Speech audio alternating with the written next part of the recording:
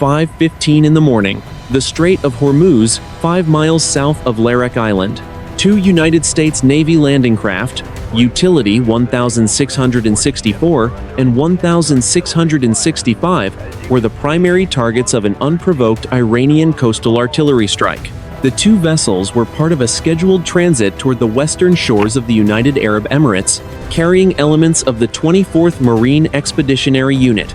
Within seconds, the routine passage was transformed into a desperate fight for survival, as heavy-caliber shells began falling from the darkened coastline to the north. The first indication of the attack was not a radar warning, but a series of rhythmic flashes from the ridgelines of Larak Island. 3 seconds later, the surface of the water erupted in massive white geysers, each one rising 20 meters into the humid morning air. The sea was calm, and the sky was a deep shade of charcoal, but the silence was shattered by the scream of incoming 155mm projectiles. Landing craft 1664 took the first direct hit. A high-explosive shell punched through the thin steel of the starboard quarter, detonating inside the engine compartment. The physical shock of the explosion lifted the 100-ton vessel partially out of the water. The blast wave tore through the bulkheads, instantly killing 4 sailors in the engineering space and severing the main fuel lines. A pillar of oily black smoke surged into the air, illuminated from below by the orange glow of a growing diesel fire. On the bridge of the second vessel, landing craft 1665, the commanding officer immediately ordered a hard turn to the south, away from the Iranian coast. The crew struggled to increase speed, but the flat-bottomed utility craft were designed for transport, not for high-speed evasion. They were moving at barely 10 knots, making them easy targets for the pre-ranged Iranian batteries.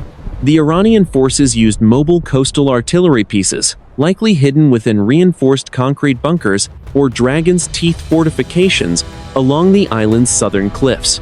These batteries fired in 3-gun salvos, walking their fire across the wake of the retreating American ships. The air smelled of salt spray and the acrid, chemical stink of burnt high explosives as more rounds splashed into the water, the concussions slamming against the hulls of the ships like giant hammers. Less than 2 minutes into the engagement, a second shell struck landing craft 1665. The projectile hit the forward ramp, the heavy steel door that allows Marines and vehicles to exit the craft. The impact did not just dent the metal, it vaporized the locking mechanisms and sent a spray of jagged shrapnel across the open deck where 3 Humvees were lashed down. The vehicles were shredded in seconds, their tires bursting and windows shattering as the shrapnel tore through the aluminum frames. The situation for the 92 personnel across both vessels was critical. Landing craft 1664 was already settling into the water, its stern heavy as the engine room flooded. The vessel began to list 15 degrees to starboard. The Marines on board, though trained for combat, were trapped on a sinking platform with no organic heavy weapons to strike back at an enemy. They could only see as flashes on a distant hillside. At 5:17 in the morning, the distress calls reached the bridge of the destroyer DDG-73 USS Decatur, located 12 miles to the southwest. The Decatur was part of the Carrier Strike Group's outer screen and had been monitoring the transit with its ANSPY-6 radar. The commanding officer of the Decatur immediately ordered the ship to flank speed, the 4 gas turbine engines roaring to life and pushing the ship to 32 knots. As the Decatur surged forward, its bridge crew watched the infrared monitors in stunned silence. They saw the 2 landing craft burning on the horizon, 2 small dots of heat against the cold black of the sea. The Iranian batteries continued to fire, their rate of fire increasing as they sensed the kill. The radar operators on the Decatur began the complex process of counter-battery triangulation, attempting to lock on to the ballistic arcs of the incoming shells to find the exact coordinates of the Iranian guns. By 5:20 in the morning, the stern of landing craft 1664 disappeared beneath the waves. The crew and Marines were forced into the water, clinging to life rafts and debris as the fire on the surface continued to burn. The Iranian artillery did not stop. They shifted their fire to the survivors in the water, the shells creating lethal pressure waves. that could kill a swimmer from 50 meters away. The battle for the Strait of Hormuz had begun, and the United States Navy was now moving to retaliate with the full weight of its carrier-based air power. 5:22 in the morning. The flight deck of the USS Gerald R. Ford. The carrier was positioned 40 miles southwest of the ambush site, but the atmosphere on board had already shifted from routine operations to the cold, mechanical efficiency of total war. The call for general quarters had gone out 3 minutes earlier, sent through the ship's internal communication system in a calm but urgent tone. Throughout the 1,100 feet of the nuclear-powered carrier, 4,500 sailors and Marines were moving to their battle stations. On the flight deck, the air was heavy with the scent of JP-5 jet fuel, and the salt spray kicked up by the ship's 30-knot transit into the wind. The sky was still a bruised purple, but the deck was a hive of controlled chaos under the floodlights. Sailors in yellow, green, and red jerseys sprinted between aircraft, pulling chocks and chains, conducting final pre-flight checks on the first wave of the strike package. The primary mission was now the suppression of enemy air defenses and the destruction of the coastal batteries that had fired on the landing craft. 4 FA-18 Gulf Growler electronic warfare aircraft were being positioned on the electromagnetic aircraft launch system, their pods already hummed with power, ready to flood the foreign radar network with white noise. Behind them, 8 FA-18 Super Hornets were being loaded with 1,000-pound Joint Direct Attack munitions and AGM-88 HARM missiles. Inside the Tactical Flag Command Center, the Admiral Commanding Carrier Strike Group 12 stood before a wall of liquid crystal displays. The blue icons representing the 2 landing craft were flickering. One had already disappeared from the tactical data link. The destroyer DDG-73 USS Decatur was visible on the screen as a fast-moving blue wedge, closing the distance to the survivors at 32 knots. The Admiral looked at his watch. It was exactly 5:25 in the morning. The rules of engagement had been clarified within 90 seconds of the first shell impact. Under the authority of United States Central Command, the strike group was now authorized to engage any Iranian platform or battery that demonstrated hostile intent or had participated in the initial attack. The objective was not just to rescue the survivors, but to dismantle the entire coastal defense sector around Larak Island, to prevent a secondary strike against the responding fleet. On the flight deck, the first Growler taxied onto catapult number 1. The blast deflector shield rose behind the aircraft, a massive slab of steel that shivered under the heat of the twin engines. The pilot looked toward the catapult officer, who knelt and pointed a 2-fingered salute toward the bow. In an instant, the electromagnetic catapult engaged. There was no cloud of steam, only a high-pitched whine and the physical roar of the engines as the aircraft was accelerated. From 0 to 150 knots in less than 3 seconds, the Growler disappeared into the darkness, followed immediately by 3 more. These aircraft would be the first to reach the strait, orbiting at 25,000 feet, to identify every active radar emitter along the foreign coast. They were the shield that would allow the strike fighters to move in for the kill. Beneath the flight deck, in the ship's hangar bay, the intensity was just as high. Ordnance teams were moving racks of missiles with surgical precision. Each weapon was a masterpiece of engineering, designed to find its target through smoke, fire, and electronic interference. The sailors worked in silence, their movements practiced through thousands of hours of drills. They knew the stakes. They had seen the live video feeds from the landing craft before the cameras went dark.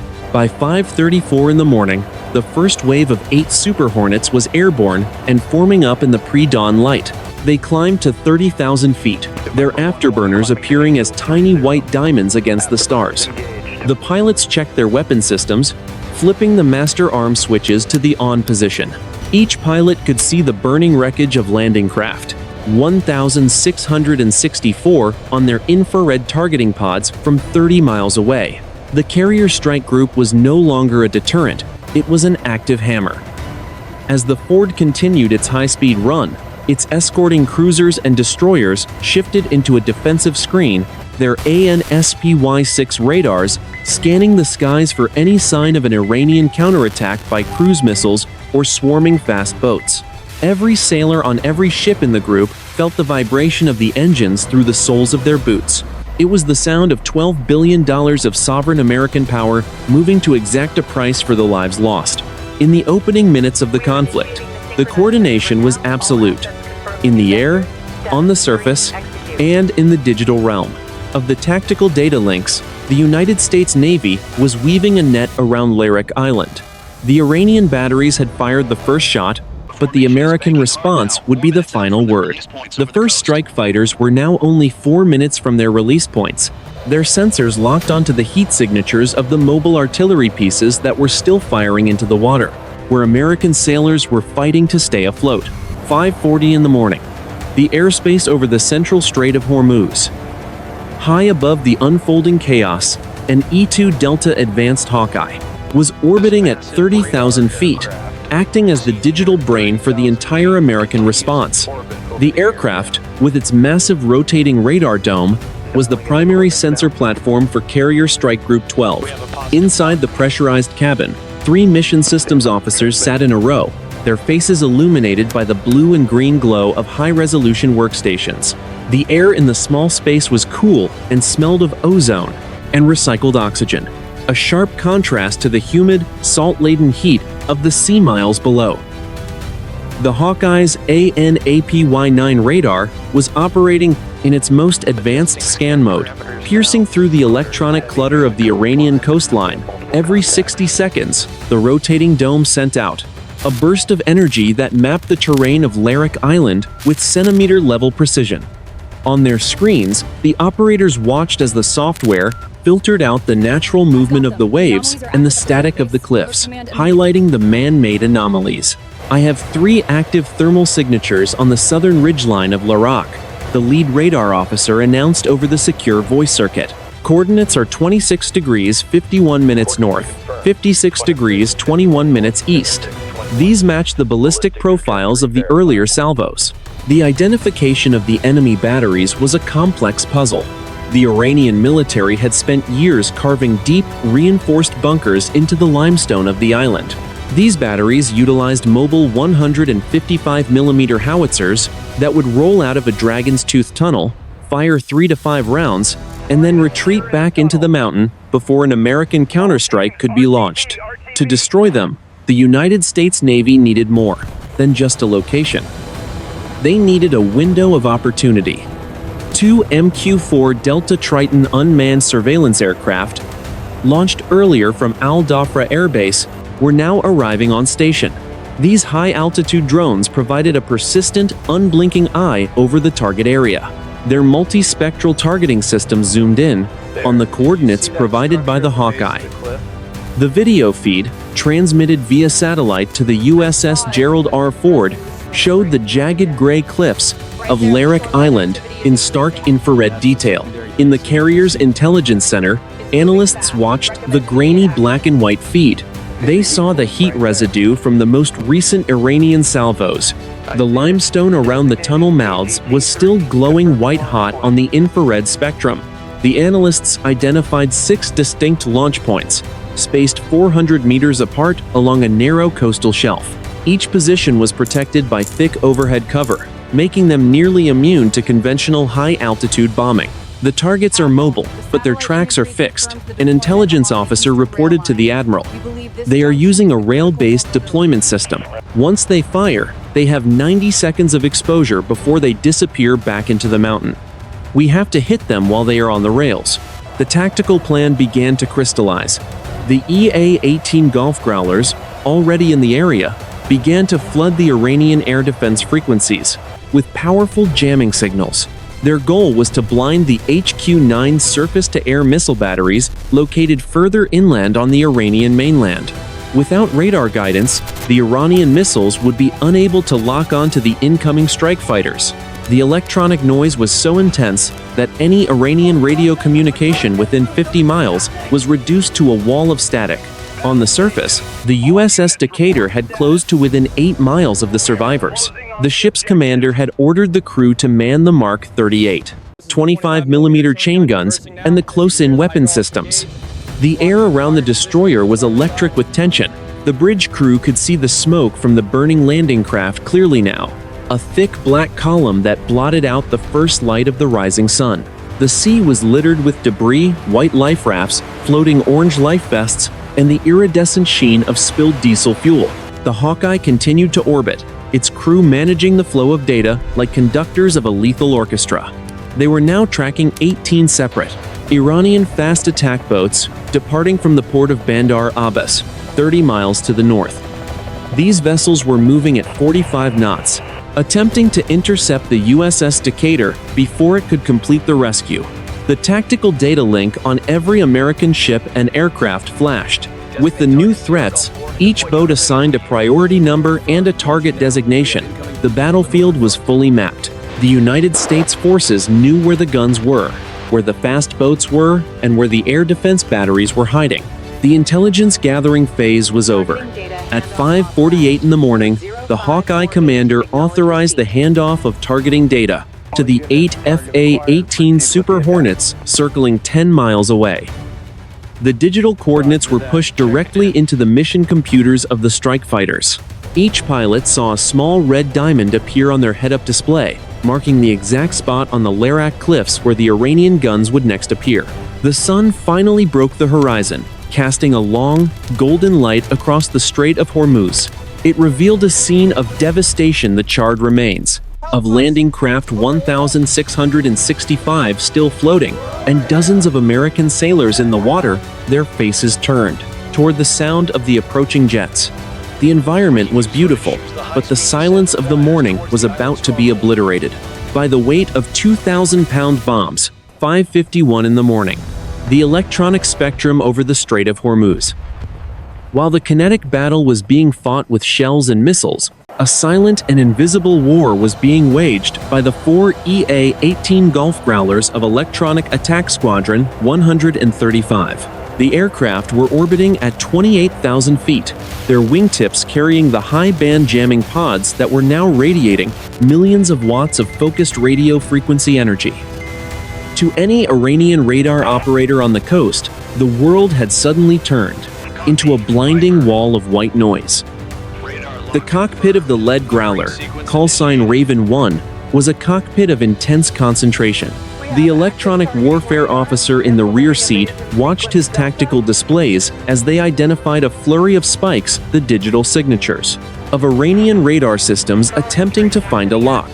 The Iranian HQ-9 long-range surface-to-air missile batteries on the mainland were desperately trying to burn through the American jamming, their powerful emitters sweeping the sky in frantic patterns. Contact, Echo 2-1, the electronic warfare officer reported, his voice calm through the flight helmet's microphone. I have a track on a Big Bird radar at Bandar Abbas. He's trying to hand off to a fire control unit, initiating active suppression now. With a flick of a switch, the Growler's pods focused their energy into a narrow beam, a digital scalpel that sliced into the frequency of the Iranian radar. On the ground, the Iranian screens would have bloomed into a solid mass of interference, masking the approach of the Super Hornets. This was the electronic curtain, a protective bubble that allowed the strike package to maneuver without fear of a guided missile launch. The air inside the cockpit was cool, but the pilot could feel the vibration of the aircraft as the pods drew massive amounts of power from the engines. Outside, the sky was a pale, clear blue, the rising sun catching the gray fuselage of the Growler. Below them, the strait was a mirror of deep turquoise, marred only by the white wakes of the Iranian fast attack boats and the dark smudge of smoke from the sunken landing craft. The Growlers were not just jamming, they were also listening. Every time an Iranian radio keyed its mic or a mobile radar turned on its transmitter, the Growlers triangulated the position. This data was instantly fed into the Link 16 network, updating the common tactical picture for every ship and aircraft. In the carrier strike group, the Iranian defense network was being mapped and dismantled piece by piece, second by second. Suddenly, a new threat appeared on the display. An Iranian coastal defense battery had activated a land-based search radar for their Noor anti-ship cruise missiles. The battery was located in a hidden cove on the eastern side of Larak Island. positioned to strike at the USS Decatur, as it slowed down to recover survivors. Raven 1 has a seeker head active, the pilot called out. I am engaging with HARM. Magnum. Under the wing of the Growler, an AGM-88 high-speed anti-radiation missile ignited. The missile dropped from the rail, its rocket motor kicking in with a sharp crack that the pilot felt through the airframe. The HARM was designed for one purpose: to home in on the electronic emissions of an active radar. It accelerated to Mach 2 in seconds, a white streak of fire descending toward the Iranian coast. On the ground, the Iranian operators likely realized their mistake too late. The HARM did not need a visual lock. It followed the radar beam like a wire. The missile impacted the radar van with surgical precision, the 50-pound fragmentation warhead detonating 10 feet above the dish. The radar signal vanished instantly. The spike on the Growler's display turned gray and then blinked out. The electronic environment was now firmly under American control. The Iranian integrated air defense system had been blinded and deafened. Their missiles were useless, their radios were static, and their coordination was shattered.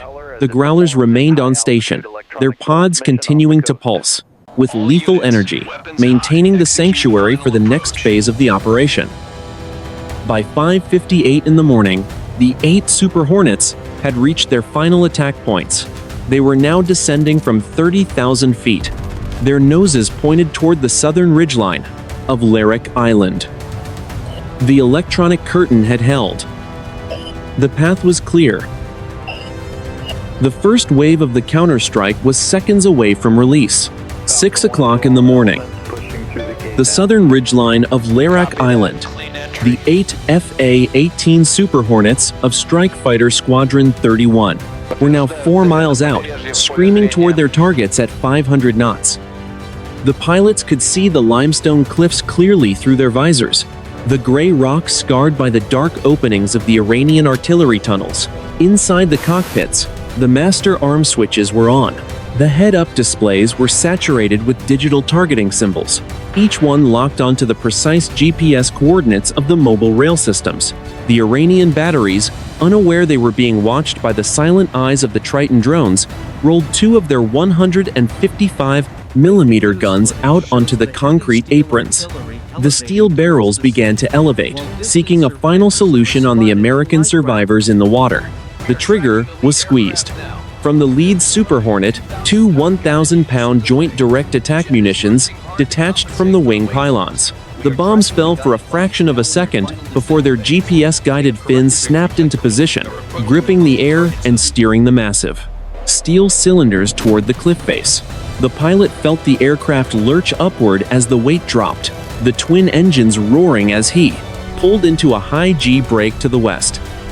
The warheads punched straight into the mouth of the first tunnel, the hardened steel casings boring through 3 meters of reinforced concrete before the delayed fuses triggered. The explosion was not a surface flash, but a catastrophic internal eruption that channeled the entire force of the blast through the narrow mountain corridor. A massive tongue of orange flame and pulverized rock shot out of the tunnel entrance, followed instantly by the primary ammunition storage cook-off. 6 tons of artillery shells detonated in a chain reaction that shattered the entire southern face of the cliff. The second gun, still on its rails, was caught in the secondary shockwave. 6 tons of artillery shells detonated in a chain reaction that shattered the entire southern face of the cliff. The second gun, still on its rails, was caught in the secondary shockwave. The blast wave threw the 20-ton artillery piece into the air like a toy, the steel frame twisting and snapping as it was hurled over the edge of the cliff. It fell 80 feet into the surf below, followed by a rain of burning debris and jagged limestone fragments. It fell 80 feet into the surf below, followed by a storing sod, rain of burning debris and jagged limestone fragments. The heat was so intense, it bleached the surrounding rock white, and the sound of the detonation cracked eardrums on the deck of the USS Decatur 4 miles away. The Iranian defenders reacted in a blind panic. Surface-to-air missile crews on the mainland, their radars still blinded by the Growlers, began firing unguided man-portable air defense systems into the sky. Small streaks of white smoke rose from the beach, but the heat-seeking missiles had no chance of finding the Super Hornets, which were already pumping out magnesium flares that lit up the morning sky like falling stars. On the ridges, Iranian infantrymen scrambled from their bunkers, only to be met by a second wave of 20mm cannon fire from the circling jets. The immediate aftermath was a scene of total atmospheric violence. Where the batteries had once stood, there was now only a gaping, blackened wound in the mountainside. Thick, greasy smoke from burning propellant poured out of the collapsed tunnels, drifting lazily over the strait. The silence that followed the last explosion was absolute, broken only by day, the distant, receding hum of the American jet engines. The primary threat to the survivors had been neutralized in exactly 45 seconds of precision-guided fury, 6:15 in the morning. The central corridor of the Strait of Hormuz.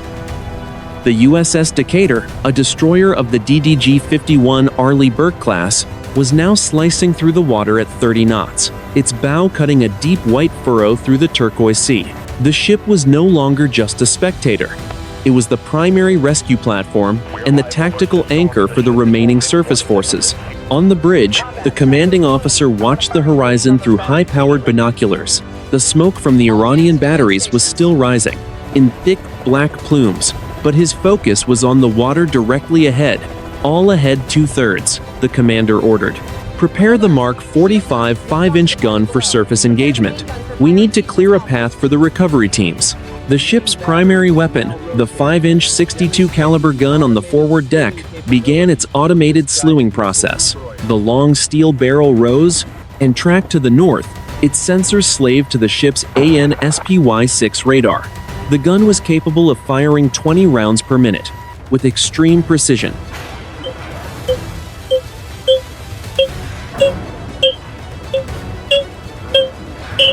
Below decks, in the magazines, the automated hoist system was already clicking into place. Into the loading tray. The threat was moving in from the north. 8 Iranian fast attack craft, agile vessels armed with multiple rocket launchers, and heavy machine guns were closing the distance at 40 knots. They were weaving through the debris field of the sunken landing craft, their wakes creating a chaotic pattern on the surface. These boats were part of the Iranian Revolutionary Guard Corps Navy, and their intent was clear: to prevent the American destroyer from reaching the survivors. The air around the Decatur was thick with the smell of burnt powder and the ozone of the high-powered radar arrays.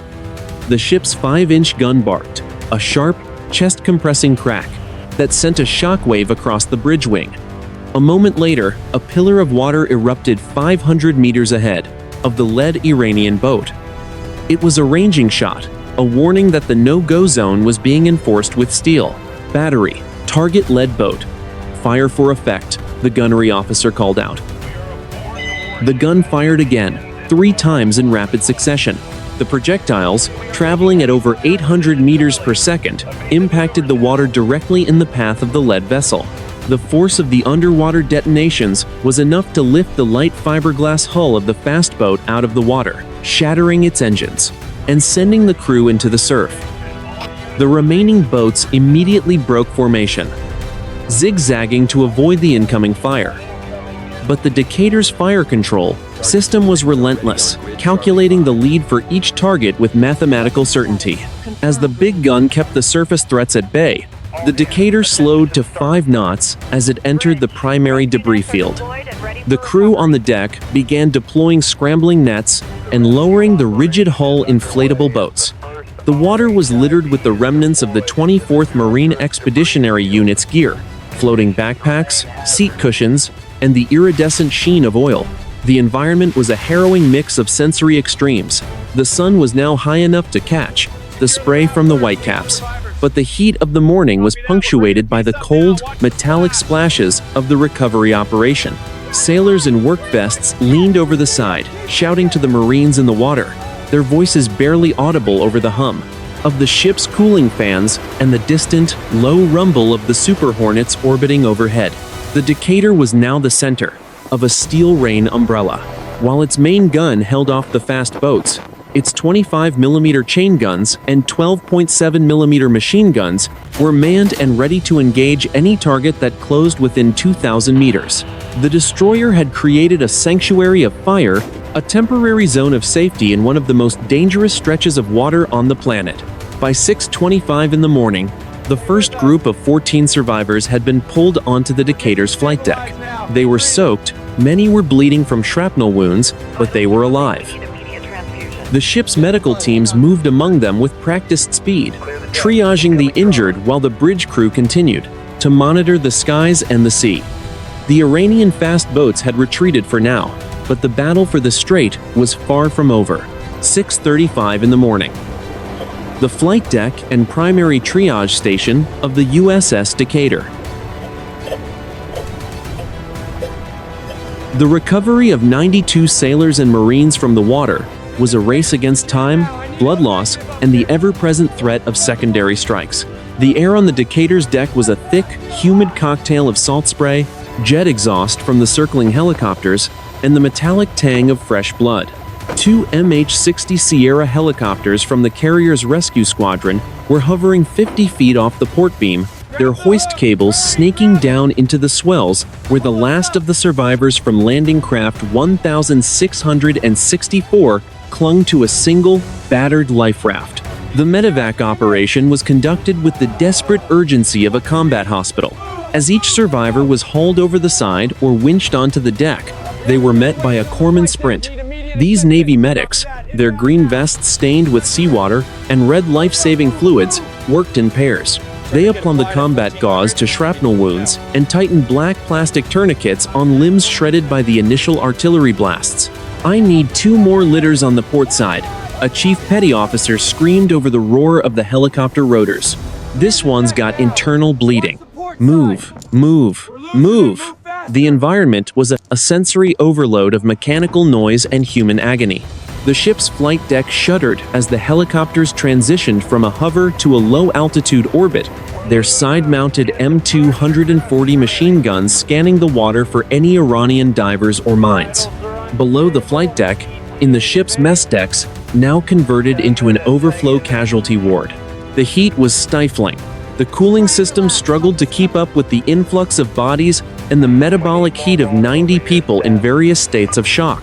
One young Marine, his face blackened by the diesel fire of the landing craft, sat against a bulkhead, his hands shaking as a sailor offered him a plastic bottle of water.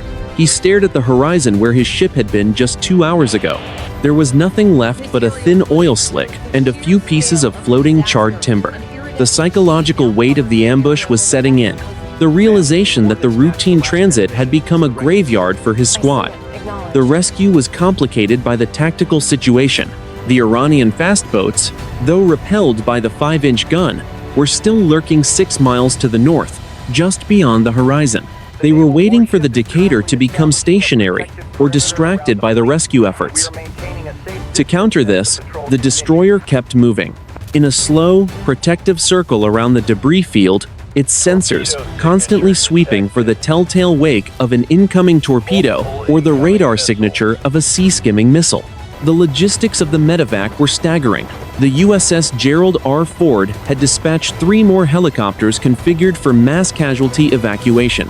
These aircraft would shuttle the most critically injured back to the carrier's advanced surgical suite. The deck of the Decatur became a high-speed conveyor belt. Survivors in, stabilization, then out to the helicopters. Every 30 seconds, a new soul was pulled from the danger of the sea into the relative safety of the steel hull. By 6:50 in the morning, 78 of the 92 personnel had been accounted for. The search for the remaining 14 intensified. The sun was now fully up, the glare off the water making it difficult for the lookouts to spot heads bobbing in the swells. The air smelled of salt and the heavy, sweet scent of antiseptic. The rescue was holding, but the cost was becoming clear as the body bags, stark white against the gray non-skid deck, began to be lined up near the hangar bay. The rescue mission was not just a humanitarian effort, it was a test of the strike group's endurance. Every sailor on the Decatur knew that as long as they were in this spot, they were a target. The medevac had to be finished before the Iranian military could coordinate a second, larger wave of attacks from the mainland. The command was given to accelerate the recovery. The next phase of the American response was already being programmed into the launch computers of the fleet. 7 in the morning. The vertical launch cells of the cruiser CG-73 and the destroyer DDG-71. The intelligence gathered by the Hawkeye and the Triton drones had confirmed the location of the brain behind the ambush. A deep buried command and control bunker carved into the granite base of the northern Larak ridgeline. This bunker coordinated the mobile batteries and the fast attack swarms. To end the threat, the United States Navy would not use gravity bombs. They would use the long-range precision of the Tomahawk land attack missile. The command was given. Batteries released. Execute Strike Plan Bravo 6. A row of armored hatches on the deck of the cruiser CG-73 snapped open. The trigger was squeezed. With a deafening, metallic roar, the first Tomahawk cruise missile shrieked out of the Mark 41 vertical launch system. A massive column of white-hot fire and expanding gas punched backward against the deck, the heat charring the gray paint in a split second. The missile rose vertically on a pillar of smoke before its booster rocket jettisoned and its small jet engine ignited with a high-pitched scream. 4 more missiles followed, in 3-second intervals, their white exhaust trails carving 5 distinct arcs across the morning sky. The missiles skimmed just 10 meters above the waves at 880 kilometers per hour, their internal terrain contour matching sensors guiding them through the jagged coastal inlets. The first Tomahawk reached the bunker entrance. It did not hit the surface. It was programmed for a penetrator profile. The 1,000-pound warhead punched straight through the 12-meter thick layer of reinforced concrete and granite at the bunker's mouth, driving deep into the command gallery before the fuse detonated. The impact was catastrophic. A massive, muffled explosion shook the entire base of the island, followed instantly by a secondary eruption as the bunker's internal fuel and power generators ignited. A colossal shockwave of fire and pulverized rock was vomited out of the ventilation shafts. The pressure wave so powerful, it flattened the Iranian radar masts on the ridge above. The granite itself seemed to groan as the internal support structures collapsed, burying the Iranian command staff and their communication arrays under thousands of tons of mountain. Inside the target zone, the defenders' reaction was one of total collapse. The remaining Iranian fast boats, suddenly deprived of their command link and radar data, broke formation in a frantic attempt to flee toward the mainland. They were met by the immediate aftermath of the strike, a wall of black smoke and falling debris that blotted out the sun. The command structure of the Larak defense sector had been erased, leaving only the sound of secondary explosions echoing through the shattered limestone tunnels. The fortress had crumbled in a single, surgical stroke of American sea power. 7:30 in the morning. The logistics corridor 20 miles south of the Strait of Hormuz. While the primary strike fighters returned to the USS Gerald R. Ford, the silent machinery of sustainment began to turn. In a conflict of this intensity, the consumption of fuel, ammunition, and parts is measured in tons per hour.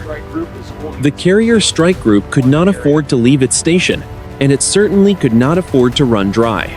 The answer to this problem arrived in the form of the USNS Supply, a fast combat support ship, carrying 20,000 tons of fuel and thousands of pallets of ordnance.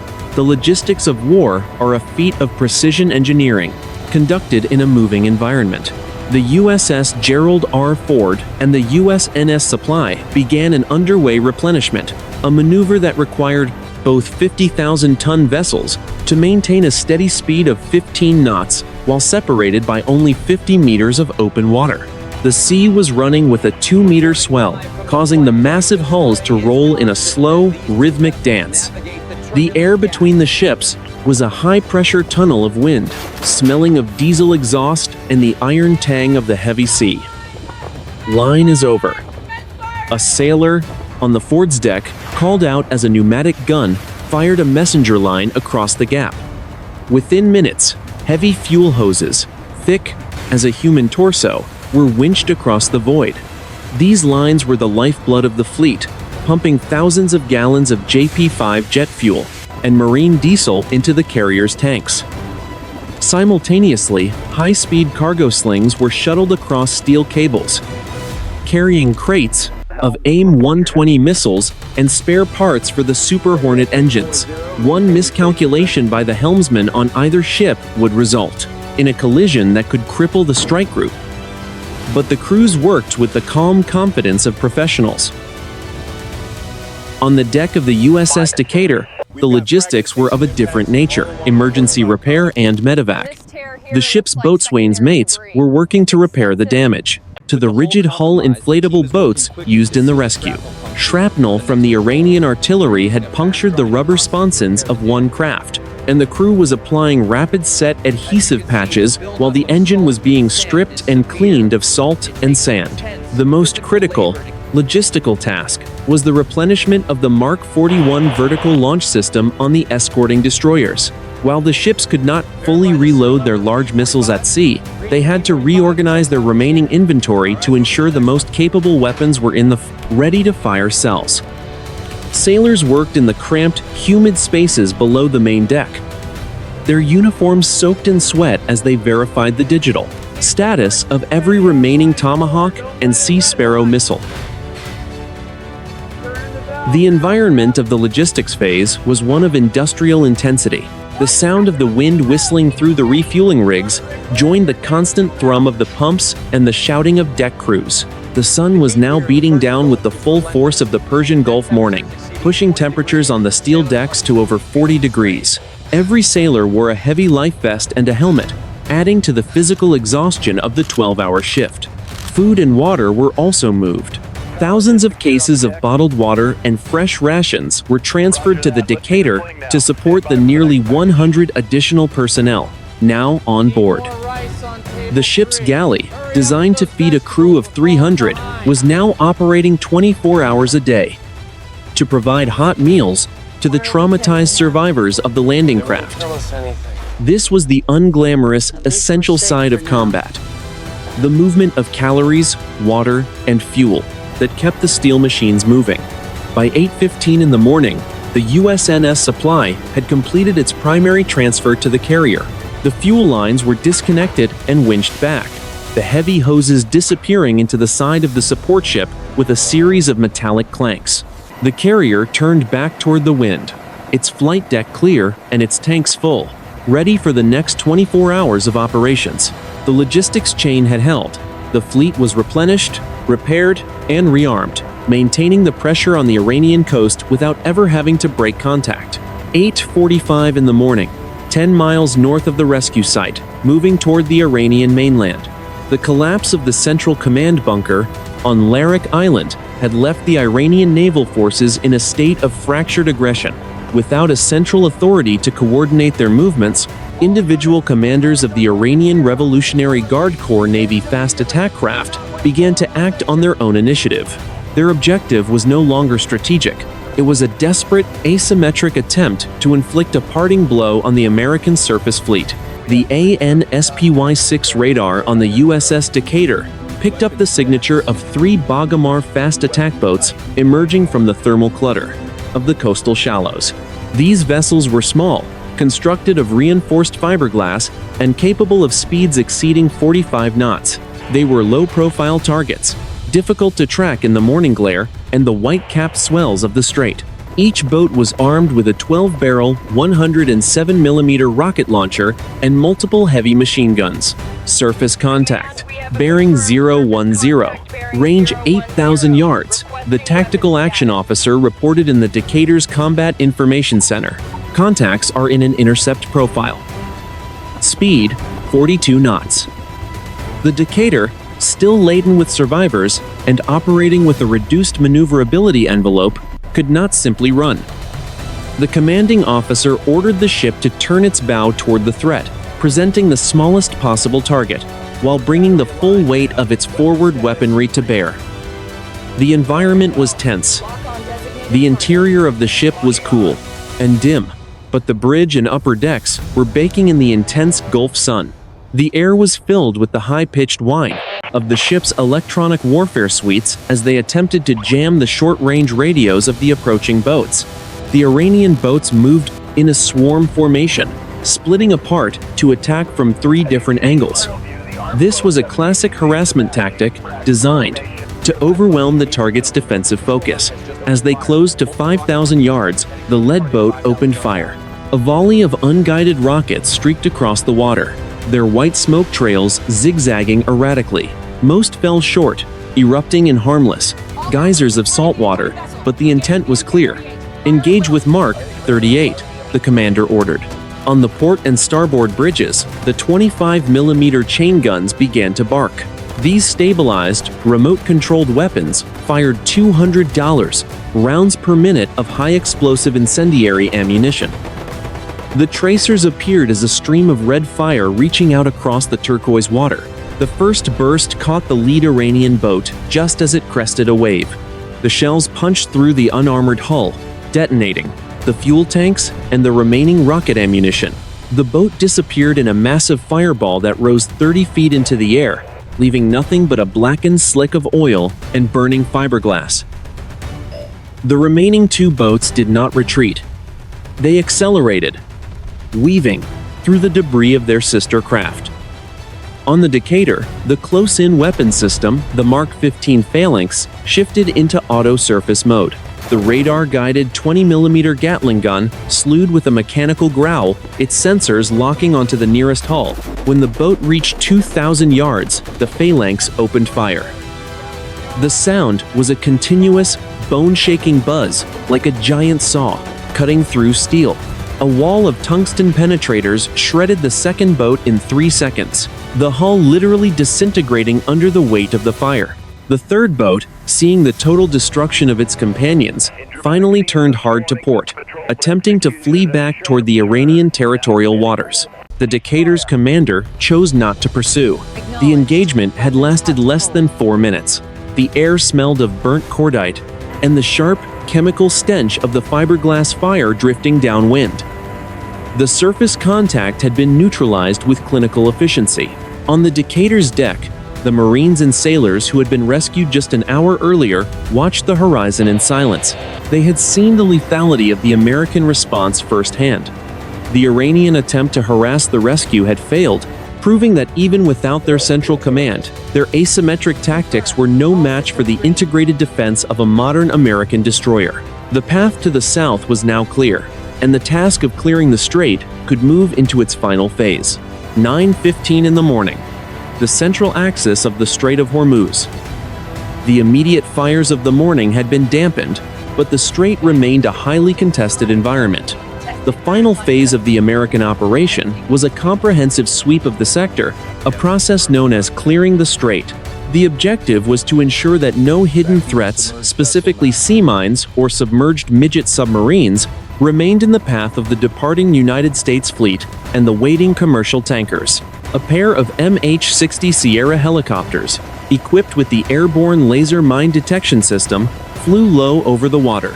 They moved in a precise mowing the lawn pattern at an altitude of only 50 feet. The green laser pulses penetrated the turquoise water, mapping the seabed and identifying any metallic anomalies that could be an Iranian-laid bottom mine. The air beneath the rotors was a violent storm of salt spray and downwash, the scent of the sea mixed with the hot metallic smell of the helicopter's twin engines. To the north, the 4 FA-18 Golf Growlers maintained their orbit. The electronic environment was now a dead zone for the Iranian military. The American jamming had expanded to include the coastal cellular networks and military microwave links, effectively isolating the Larak Island defenders from the mainland. The sky was silent of any Iranian radar activity. The only signals in the air were the encrypted bursts of the Link 16 data network, sharing a clean tactical picture across the carrier strike group, the USS Decatur. Its decks now crowded with nearly 100 form survivors and extra personnel, began its slow egress to the south. The ship moved with a heavy, purposeful gait, its 5-inch guns still manned and tracking the coastline.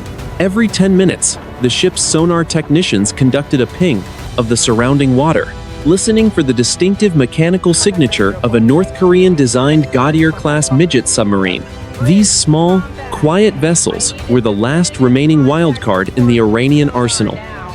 Sonar. Bridge. Report any contacts, the commander ordered. Bridge. Sonar. Clean sweep. No submerged contacts. Within 5,000 yards, the reply came back through the ship's internal speakers. The environment of the final sweep was one of high vigilance exhaustion. The sun was now a white-hot disk directly overhead, the humidity reaching 90%.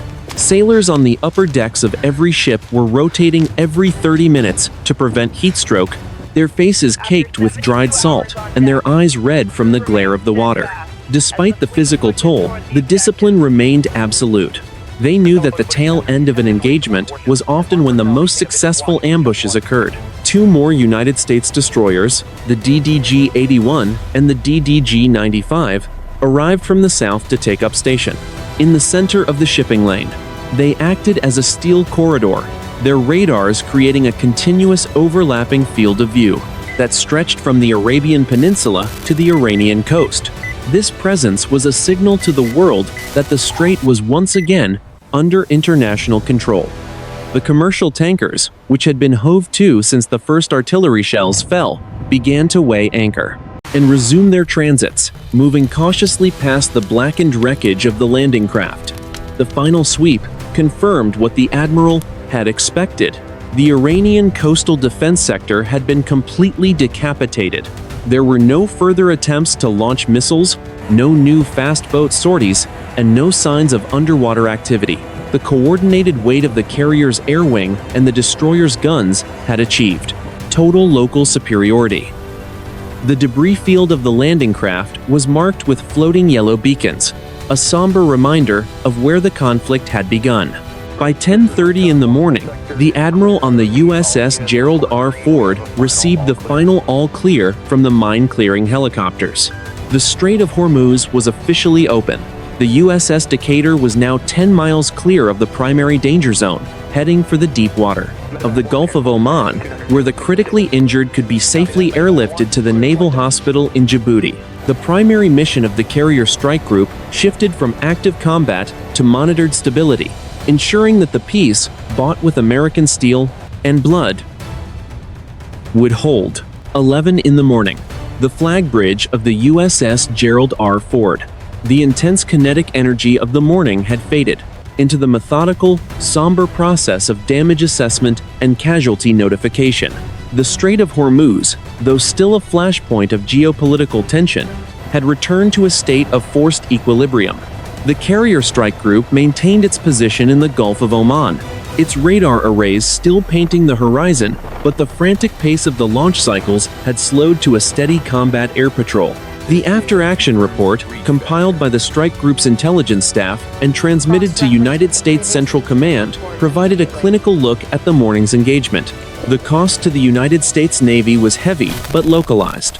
Landing craft 1664 was a total loss, settled in 90 meters of water, south of Larak Island. Landing craft 1665, though still afloat, was a scorched hulk, its forward ramp destroyed and its internal systems ruined by fire. The human cost was the most severe metric. 11 personnel were confirmed killed in action, 7 sailors from the initial engine room blast on the first craft, and 4 Marines lost during the secondary shrapnel strikes on the second. 81 survivors had been recovered, with 24 of those currently in stable condition and 15 undergoing emergency surgery for critical blast injuries. The names of the fallen were being verified, the first step in a process that would end with notifications on doorsteps across the United States. The cost to the Iranian forces was catastrophic. The strategic objective, the destruction of the coastal artillery threat, had been achieved with 100% certainty. Post-strike imagery from the Triton drones confirmed the total destruction of 6 mobile 155mm batteries. The command and control bunker on Larak Island was non-functional, buried under thousands of tons of collapsed granite. On the surface, 10 Iranian fast attack craft had been destroyed. with an estimated enemy casualty count exceeding 140 personnel. The environment of the aftermath was one of quiet, professional reflection. On the USS Decatur, the crew began the task of cleaning the decks. The bloodstains were scrubbed away with salt water and industrial soap, the spent 25mm casings were collected and stowed, and the medevac litters were sanitized and stacked. The ship smelled of ozone, bleach, and the lingering, sweet scent of the sea. There was no celebration. There was only the grim satisfaction of a mission executed under the most extreme pressure. At 12 noon, the Admiral addressed the strike group over the general announcing system. His voice was steady, acknowledging the loss of life while emphasizing the importance of the freedom of navigation they had restored. He noted that the strait remained open, and the global flow of commerce continued because of the actions taken in those 3 violent hours. Before dawn, the United States Navy had demonstrated that any strike against its assets would be met with an immediate, overwhelming, and decapitating response. The geopolitical consequences were already ripples in the water. The Iranian government had gone silent, their coastal radars remaining dark as they assessed the total loss of their southern defense sector. International maritime authorities had issued new warnings, but the tankers continued to move, shielded by the presence of the American destroyers. The engagement had lasted less than 6 hours, but the tactical map of the Persian Gulf had been permanently altered. The USS Gerald R. Ford turned into the wind one final time for the afternoon recovery of the combat air patrol. The sky was now a brilliant, cloudless blue, the water a deep sapphire. To a casual observer, the Strait of HORMUZ looked peaceful, but beneath the surface lay the shattered steel of the landing craft and the ruins of the Iranian batteries. The campaign was over, the objectives were met, and the strike group remained on station, a $12 billion reminder that the United States Navy would always hold the line.